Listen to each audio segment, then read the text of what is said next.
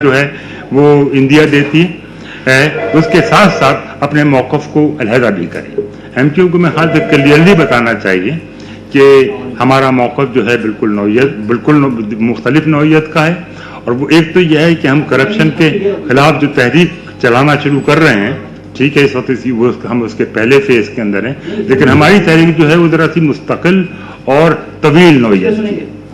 हमारा मसला जो है वो TOR और उसके बाद जजमेंट हो जाए किसी के खिलाफ, सिर्फ इस पे ख़त्म नहीं हो जाता। क्योंकि हम समझते हैं कि करप्शन एक बहुत वसी और फैला हुआ मसला है और बहुत दूर दूर तक उसकी जड़ें जाती हैं। चुनांचे उसके खिलाफ एक मुसलसल, ख़ास तौर से वो दी इशू बन चुका है हमारी मईशत का, हमारी माशरत का। चुनांचे उसके खिलाफ एक तवील और मुस्तकिल जद्दोजहद की ज़रूरत है और हम उसको अब इस जद्दोजहद को एक तवील और मुस्तकिल जद्दोजहद के तौर पर ही चलाएंगे। हम उसको इस अंदाज में नहीं चलाएंगे कि इसका जो है कंक्लूजन जो है या इसका ड्रॉप सीन जो है वो आज के 15 दिन बाद या 20 दिन बाद या 50 दिन बाद हो जाएगा, बल्कि हम इसको एक तवील जद्दोजहद समझते हैं और हम इसको एक तवील और मुस्तकिल जद्दोजहद के तौर पर अपनी पॉलिसी का हिस्सा बनाते हैं कि हम करप्शन के खिलाफ जद्दोजहद और उसकी मुख्तलिफ जो मैनिफेस्टेशंस हैं, उसके जो मुख्तलिफ सूरतें सामने आती हैं, उन सब के खिलाफ बारी बारी या बैक वक्त हम जो है जद्दोजहद को चलाते रहेंगे। इसके अलावा यही बताना चाहिए उनको कि हमें एक बहुत ही मुतज़ाद सूरत हाल से दो चार हैं। मुतज़ाद सूरत हाल ये है कि हम किसी लोगों की करप्शन मंजर आम पर आ गई है, उसके नतीजे में ये पूरी सूरत हाल, ये पूरा मसला जो है इसकी अमल अंगेजी हुई है, ये बरगेफ्ता हुआ है कुछ लोगों के पास। लेकिन हमारे साथ एक मसला ये है, हमारे सामने मुतज़ाद सूरत हाल ये है कि उसके खिलाफ जो लोग तहरीक चला रहे हैं वो खुद भी इंतहाई करप्ट हैं, उनके खिलाफ भी करप्शन के इल्ज़ाम आ रहे हैं, बल्कि उनमें से कुछ के बारे में तो हम ये कह सकते हैं कि वो बने हुए ही निरे करप्शन के हैं और उनके करीब जो भी जाए वो खुद करप्शन का शिकार हो जाता है। यानी जो नमक की कान में गया वो नमक हो गया कि मिज़दाक जो है। तो ये हमारी एक मुश्किल है, दिक्कत है कि हम इस तहरीक के अंदर भरपूर तरीके से क्यों नहीं हिस्सा ले पा रहे हैं या नहीं लेना चाहते हैं। उसकी वजह यह है कि एक हमें मुतज़ाद सूरत हाल का सामना है कि जिन्होंने करप्शन किया है वो की है या जिनका मंजर आम पे आ गया है वो तो अपनी जगह के ऊपर है ही, लेकिन जो तहरीक उनके खिलाफ चला रहे हैं वो बताते खुद भी इंतहाई करप्ट हैं। और चुनांचे हमें मालूम है कि आज हम इनके साथ बैठे हुए हैं तो हमारा जो साथ इनके साथ होगा वो एक वक्ती नौइयत का होगा। तो इस तरह से मैं ये कह रहा हूँ कि जब आप इस तहरीक में जाएं भी, जब इस तहरीक के अंदर पार्टिसिपेट करते हुए भी, जो कि ज़रूरी है मैं समझता हूँ कि कौमी तहरीकों के अंदर जो पूरे कुल कौमी सतह के ऊपर चल रही हैं उसके अंदर पार्टिसिपेशन ज़रूरी होता है, लेकिन जहाँ पर यह मसला हो वहाँ पर अपने मौक़िफ़ को तहरीक का साथ देने के बावजूद, ये कहने के बावजूद कि हम इसके साथ हैं और हम इसका साथ देंगे, इसमें अपना किरदार अदा करेंगे, लेकिन हमारी मौक़िफ़ जो है वो उसमें फ़र्क है और दोनों में और अपना फ़र्क वाज़े करना बहुत ज़रूरी होता है, ताकि आइंदा जो तहरीक चलती रहेगी या आपका जो इरादा होगा कि हम इस तहरीक को चलाएं, आपकी जो नीयत होगी कि हम इसको मुस्तकिल तहरीक के तौर पर चलाएं, उसका बंदोबस्त अभी से हो सके। तो ये एक बहुत ज़रूरी बात है। दूसरी जो फिर उसके बाद जो 6 प्रोसेस शुरू होंगे उसके अंदर मैं समझता हूँ कि एक कायद तो अपने तौर पे जो भी ज़ाहिर है वर्कर्स जो हैं उनमें जो उनकी जो मोटिवेशन है, उनको जो उनकी जो तालीम है, उनको जो आरास्ता करना है ज़रूरी कॉन्सेप्ट्स के जिनकी बुनियाद के ऊपर वो तहरीक चलाएंगे, वो तो कायदे तहरीक का काम है और वो उस अमल के दौरान जितनी दफ़ा अपने वर्कर्स को एड्रेस करना चाहेंगे, 1 या 2 दफ़ा वो उसको करेंगे और उस तरीके से करेंगे। हम जो है अपने तौर से जो है जहाँ पर जो मुख्तलिफ मीडिया में टॉक्स हैं, जैसे फारूक सत्तार भाई या जो भी जिम्मेदारान हैं वो कर रहे होंगे, उनको मुख्तलिफ औक़ात में नित नए मौक़िफ़ जो हैं वो इख्तियार करना चाहिए। जिस तरह से मसलन जैसे कुछ बातें आई हैं, एक बात जो है जिस शक्ल में आई है सामने,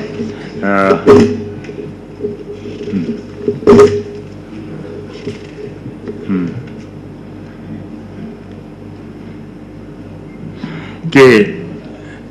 हमने भी शायद फारूक भाई को भी मैंने सुना है कि इन्होंने بھی اس طرح سے بات کہی ہے کہ ہم سمجھتے ہیں کہ نواز شریف صاحب کو ریزائن کر دینا چاہیے، اور اخلاقی اقدار کا تقاضا جو ہے وہ یہی ہے، اور تمام لوگوں نے یہ بات کہی ہے تقریباً کہ بھئی ان کو ریزائن کر دینا چاہیے، کیونکہ یہ اخلاقی اقدار کا مسئلہ ہے، اور جمہوریت میں یہ اخلاقی اقدار چلتی ہیں۔ جہاں تک میں سمجھاؤں اس بات کو، وہ یہ ہے کہ یہ صرف اخلاقی اقدار کا مسئلہ نہیں ہے، بلکہ کسی بھی حکومتی بندوبست کو صرف اخلاقی اقدار کا خیال نہیں رکھنا پڑتا، بلکہ اقدار کا خیال رکھنا پڑتا ہے، چاہے وہ اقدار جو ہیں معاشرے کی اقدار ہوں، چاہے وہ اخلاقی اقدار نہ بھی ہوں، اور صرف جمہوری حکومتوں میں نہیں بلکہ بادشاہی بندوبست بھی ہو تو بادشاہ کو بھی اقدار کا خیال رکھنا پڑتا ہے، اور وہ اگر اپنی معاشرے کی اقدار کا خیال نہ رکھے تو اس کی حکومت کی بنیادیں جو ہیں وہ متزلزل ہو جاتی ہیں۔ اس میں ایک بڑا مشہور ڈرامہ ہے، تقریباً 2500 سال پہلے کا، کچھ لوگ اس کے بارے میں واقف ہوں گے، کہ ایک ڈرامہ ہے، اس کا نام ہے اینٹیگنی۔ اینٹیگنی یونان کا ڈرامہ ہے، جس میں اینٹیگنی جو ہے اس کے بھائی کو کسی بادشاہ کی کوئی سواری جا رہی تھی، جو ان کا بادشاہ تھا اس کی کوئی سواری جا رہی تھی کہیں پر، کسی طریقے سے اس کا بھائی رستے میں آ گیا، بادشاہ نے اس کو قتل کر دیا اور لاش جو تھی کہیں پھینک دی۔ اب یہ اخلاقی اقدار کا مسئلہ نہیں ہے، اس کی بہن کو پتہ چلا، وہ دیوانہ وار جو تھی، اس نے سوچا کہ میرے بھائی کی آخری رسومات جو تھیں وہ صحیح نہیں ہوئیں، آخری رسومات تو صحیح طریقے سے ادا ہی نہیں ہوئیں، دیوتاؤں کا جو فرض تھا کہ بھئی یہ رسومات ادا کی جائیں گی، یہ کھانا پکے گا، لوگوں میں بٹے گا، لوگ کھائیں گے، یہ تو سب کچھ ہوا ہی نہیں، تو آخری رسومات تو ادا ہوئی نہیں، اور میں اپنے بھائی کی آخری رسومات ضرور، تو وہ دیوانہ وار ڈھونڈنے نکلی، لاش جو تھی وہ نہیں ملی اسے، وہ لوگوں میں چیختی پکارتی رہی، بالآخر بادشاہ تک خبر پہنچی، تو اس کے وزیر نے کہا، اس کے وزیر نے اس کو کہا کہ بھئی آپ جو ہیں میرا خیال ہے کہ اس کی لاش جو ہے ہم اس کی بتا دیں کہاں پر ہے اور اس کے حوالے کر دیں۔ تو بادشاہ نے کہا کہ I am the king, what I say is the law and I do as I will، کہ میں بادشاہ ہوں، میرا کہا قانون ہے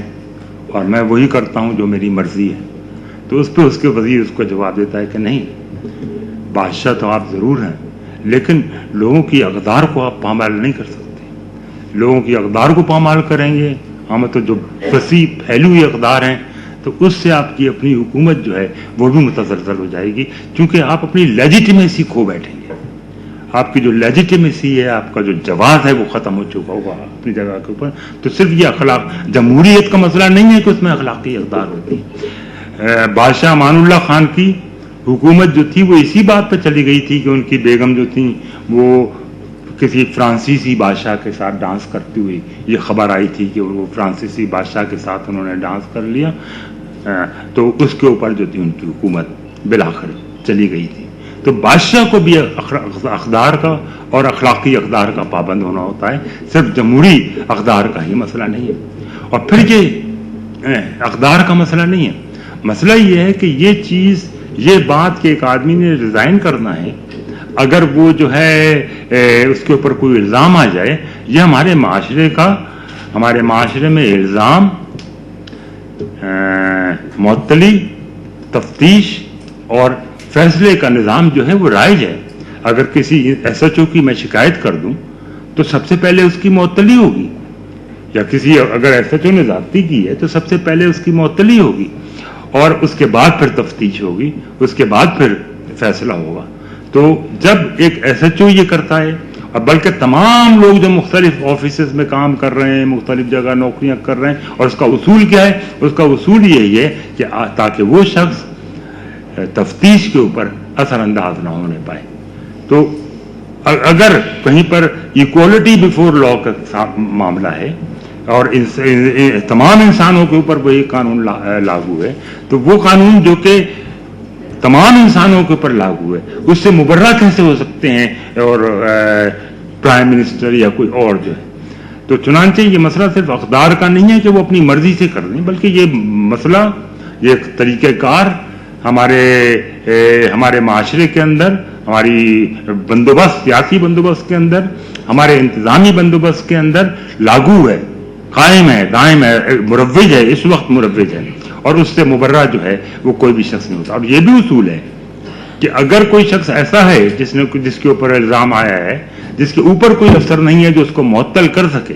तो उस सूरत के अंदर उसको खुद साइड स्टेप करना पड़ता है। ये अदलिया में भी होता है, दूसरी जगहों पे भी होता है कि अगर कोई आदमी जो है ऑब्जेक्ट कर दे कि भाई मैं आपके ऊपर मुझे भरोसा नहीं है क्योंकि आपका ये रिश्ता निकलता है। सिवाय सिर्फ एक केस हुआ है अभी जस्टिस जवाद ख्वाजा का, जो उन्होंने कहा कि नहीं मैं जो हूँ फिर भी फैसला करूंगा घर के मेरा, और उसके लिए बार बार उन्होंने कहा कि ये आज पाकिस्तान की कानून की तारीख के अंदर स्याह तरीन दिन है कि एक जज ने यह फैसला किया कि मैं फैसला खुद दूंगा, बावजूद है कि किसी ने एतराज किया है कि वो आपके रिश्तेदार हैं जिनका फैसला करने जा रहे हैं। तो यहाँ तो सियासत के अंदर स्याह तरीन महीने गुजर गए, हफ्ते गुजर गए, 6 हफ्ते गुजर गए, 8 हफ्ते गुजर गए, लेकिन कोई रेजिग्नेशन नहीं आ रहा। तो चुनांचे ये एक इस्टेब्लिश प्रिंसिपल है हमारे माशरे का कि आदमी को रिजाइन करना चाहिए और इसका इतलाक तमाम लोगों के ऊपर होता है। तो इस तरीके से मैं कह रहा हूं कि मुख्तलिफ इश्यूज और मामलात के अंदर जो प्रेजेंटेशन करते हैं उसमें एक जिद्दत और इनोवेशन लेकर अगर आएंगे लोग जो हैं, तो उससे एक पार्टी के वकार के अंदर और तमाम चीज़ों के अंदर एक फ़र्क पड़ेगा। वो जो 5 या 6 मैंने मुख्तलिफ की चीज़ें की उसके अंदर जैसे सोशल मीडिया के ऊपर है या दूसरी पार्टी के साथ रब्त ज़ब्त है, वो एक मामला हो गया। आखिरी बात आ जाती है रैली की, उसकी ज़रा सी तफसील बयान कर देते हैं। रैली जो है उसमें मैं समझता हूँ कि इस बात का ख्याल रखना चाहिए कि इस वक्त बहुत मुश्किल हालात हैं, गर्मी भी है, कुछ खुद पार्टी भी बहुत ज़्यादा प्रेशर के अंदर है, तो रैली का एक ऐसा तरीक़ेकार निकालना चाहिए कि वर्कर्स के ऊपर उसका ज़्यादा भार ना पड़े। और उसके लिए मैं ये सजेस्ट करना चाहता हूँ और कि जो रैली 12 या 13 दिन के बाद जो कोऑर्डिनेट की जाए, जो TORs की लास्ट डेट है उसमें वो इस तरह की होनी चाहिए कि उसमें सिर्फ 5 मिनट के लिए लोग अपनी करीब तरीन सड़क के ऊपर बैनर वो प्ले कार्ड लेकर निकलें और एहतजाज करें। अपने अपने घर के करीब जो है वो सिर्फ सड़क के ऊपर आएँ, 5 मिनट के लिए अपने प्ले कार्ड्स के साथ जो है वो एहतजाज करें। जो जहाँ पर जो ट्रैफिक चल रही है वो 5 मिनट के लिए रुक जाए और 5 मिनट जो है सिर्फ और सिर्फ जो है लोग अपने अपने प्ले कार्ड्स अपनी गाड़ियों के अंदर से लेके निकलें और उसके ऊपर एहतजाज करें। और इसी तरह जो लोग दुकानों में हैं, अपना कारोबार कर रहे हैं, वो अपनी दुकान की दहलीज से बाहर आएँ और इसके ऊपर एहतजाज करें करप्शन के खिलाफ, कि हम समझते हैं कि करप्शन और फिर उसमें जो भी जितनी भी इनोवेशन हो सकती है। तो ये एक करप्शन के इशू पर मैं समझ रहा था कि आपके सामने ये बातें रखूं कि करप्शन के इशू में भरपूर दिलचस्पी ली जाए, इसमें पार्टिसिपेट किया जाए, अपना अलहदा नुक्ता नज़र जो है उसको भी क्लियर किया जाए, मुख्तलिफ जो मौक़े हैं उनके ऊपर एक जिद्दत आमेज़ तस्वीर भी पेश की जाए और एक ऐसी रैली भी की जाए जिससे मैं समझता हूँ और भी दूसरे फ़वाइद हो सकते हैं। जिस तरह से कोलेटरल डैमेज होता है, इसी तरह से कोलेटरल बेनिफिट्स भी होते हैं किसी भी एक्टिविटी के, और मैं समझता हूँ कि इससे पार्टी की मोबिलाइजेशन में और उसके बेहतर ताल्लुकात में दूसरी पार्टियों के साथ भी बेहतरी आएगी, उसके ताल्लुकात दूसरी पार्टियों के साथ भी बेहतर होंगे और उसकी अपनी मोबिलाइजेशन जो है उसमें भी एक इजाफा होगा। अब हम दूसरे इशू की तरफ आते हैं, लोकल बॉडीज की तरफ। लोकल बॉडीज का इशू जो है वो अगेन MQM का अपना इशू भी है, लेकिन मेरे ख्याल से MQM को जिस तरीके से ये इशू उठाना चाहिए उसको यूनिवर्सलाइज करके आफाकी बनाकर उसको पेश करना चाहिए और उसको एक आफाकी इशू के तौर के ऊपर पूरे पाकिस्तान के सामने पेश करना चाहिए। मैं ये समझता हूँ कि पाकिस्तान में बहुत सारे लोग MQM से बहुत सारे तवक्कुआत रखते हैं। MQM से सिर्फ कराची के लोग तवक्कुआत नहीं रखते, MQM से सिर्फ सिंध के शहरों के लोग तवक्कुआत नहीं रखते, बल्कि MQM से पाकिस्तान में बहुत सारे लोग बहुत सारी तवक्कुआत रखते हैं। मुझे याद है कि 2009 का पीरियड होगा या 2010 का पीरियड होगा, मैं बलूचिस्तान में बैठा हुआ था। वहाँ पर इत्तेफाक से नसीराबाद के एक नाज़िम भी थे और बुकटी एरिया के भी एक नाज़िम थे। یہ وہ زمانہ تھا جس زمانے میں جو ہماری الیکٹڈ حکومتیں تھیں، صوبائی حکومتیں، یہ لوکل باڈیز کا سسٹم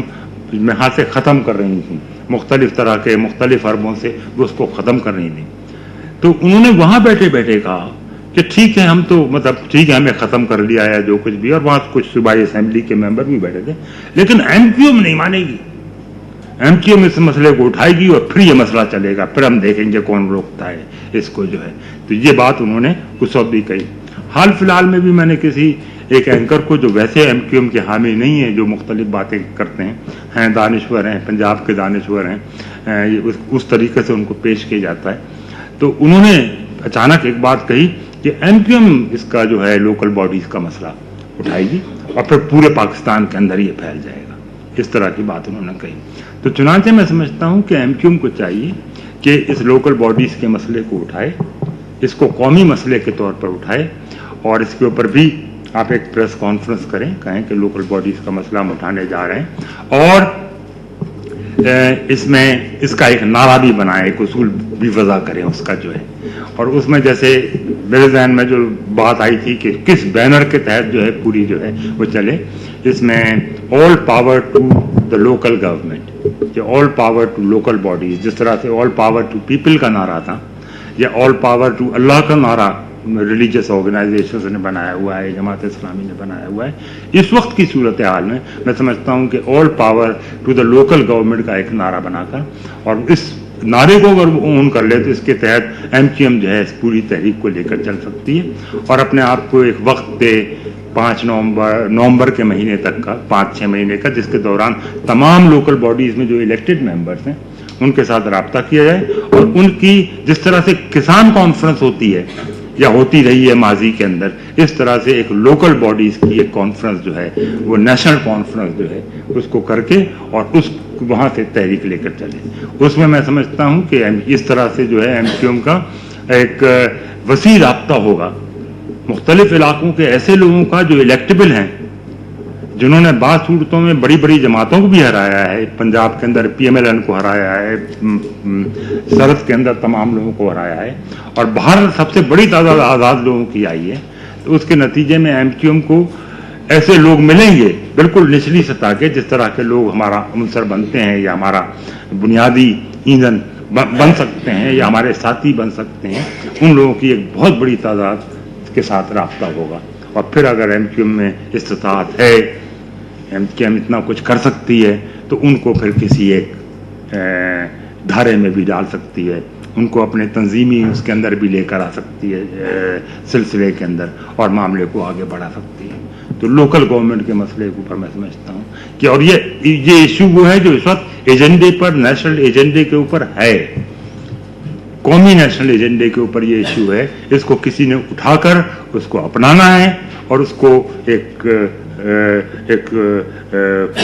اس کی نظری بنیادیں فراہم کرنا ہے،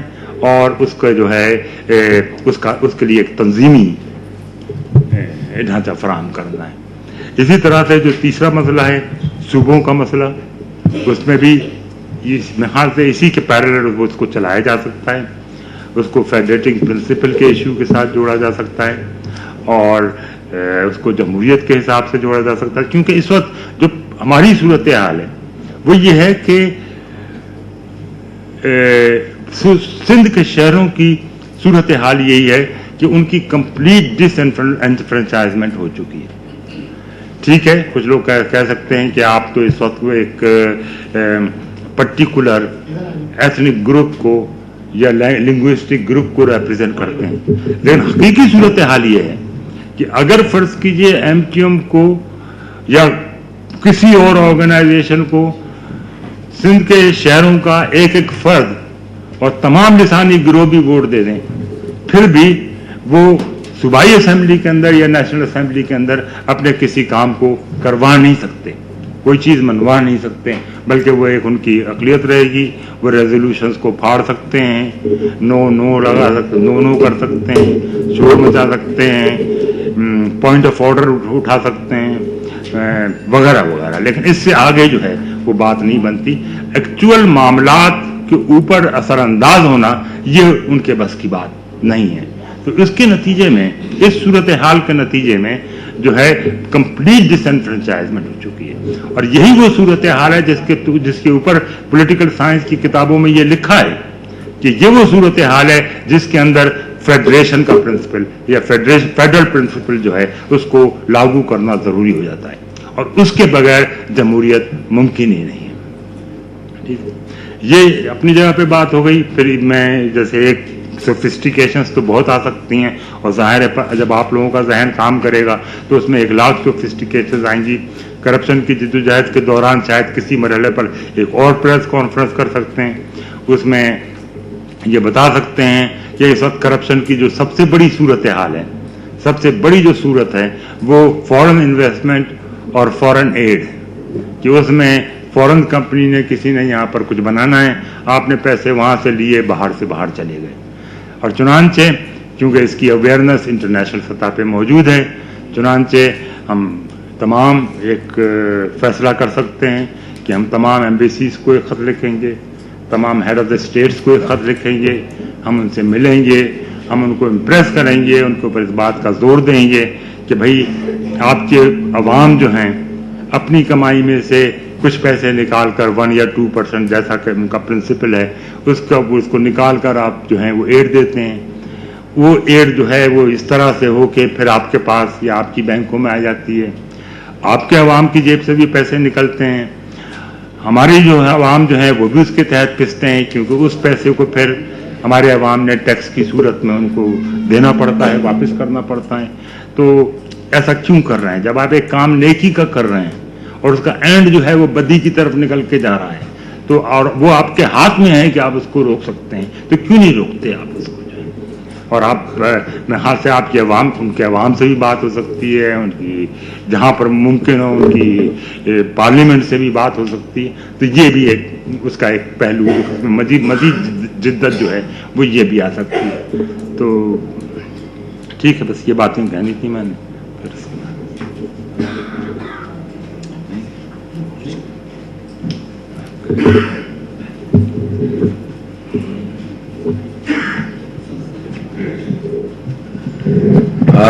ہم پروفیسر ظفر عارف صاحب کے انتہائی مشکور ہیں